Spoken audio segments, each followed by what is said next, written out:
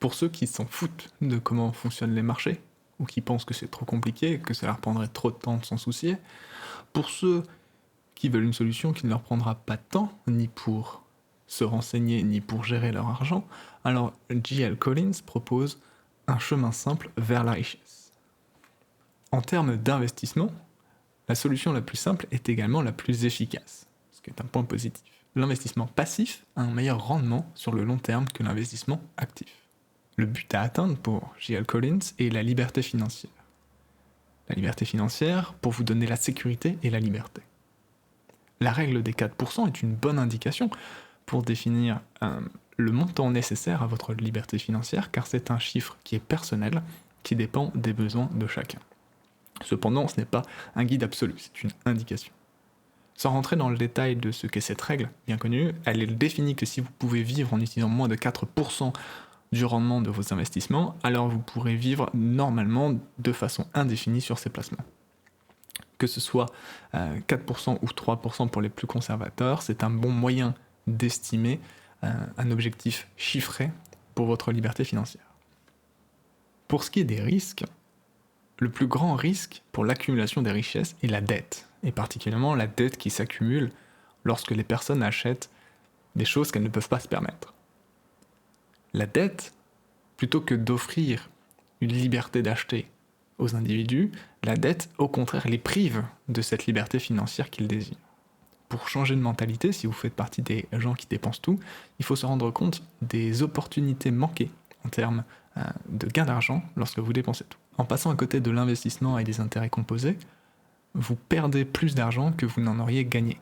Et plus le temps passe, plus le coût en opportunités manquées s'accroît, dans la mesure où le temps est le facteur le plus important des intérêts composés.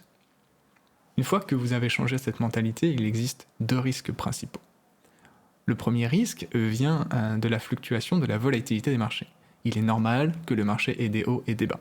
Il ne faut surtout pas paniquer en période de crash. Si vous vendez au plus bas, vous avez tout perdu.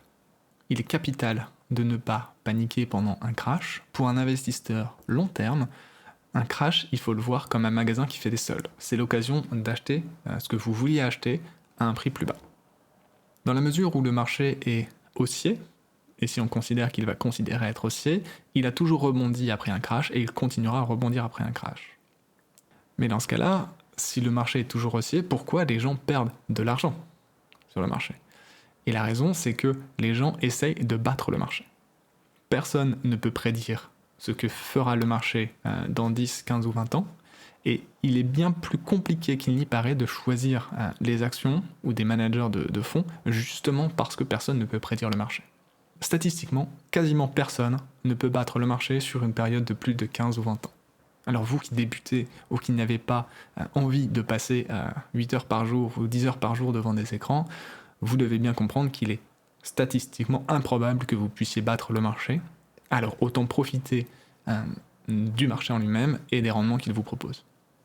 De ce point de vue-là, l'investissement est beaucoup plus simple qu'il n'y paraissait à première vue. La stratégie de J.L. Collins consiste à disperser votre argent en 3 seaux différents. Vous voulez tout d'abord un fonds indiciel global en actions. Lui, il propose VTSAX. Vous voulez un fonds indiciel global d'obligations. Il propose VBTLX. Et vous voulez pouvoir garder du cash. Et il propose tout simplement un compte bancaire. Ce compte bancaire ne générera pas d'argent, alors c'est sur ce placement qu'il faudra mettre le moins d'argent. La répartition entre ces 3 emplacements dépend de plusieurs facteurs.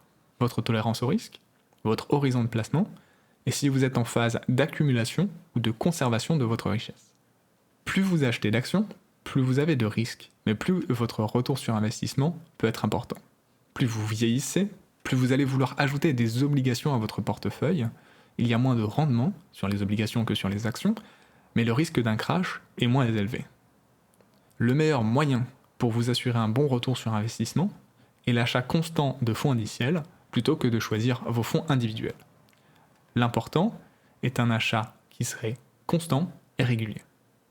Pour conclure, parce qu'on arrive déjà à la fin de la stratégie de J.L. Collins, le chemin vers la richesse est donc simple et se résume en quelques actions précises. Il vous faut définir un objectif d'investissement en utilisant la règle des 4%, ce qui correspond à vos dépenses annuelles x 25. Vous pouvez déterminer une somme à atteindre. Ce n'est pas un guide absolu, mais c'est une bonne indication d'où vous voulez aller.